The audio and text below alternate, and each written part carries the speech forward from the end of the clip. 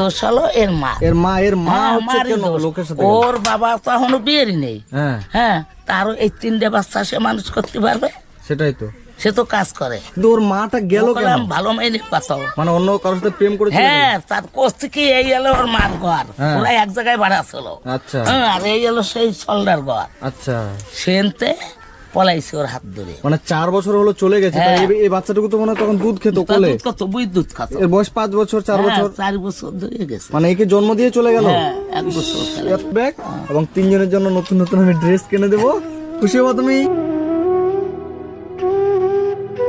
আর আপনার জন্য কি নিয়ে আসবো বলেন?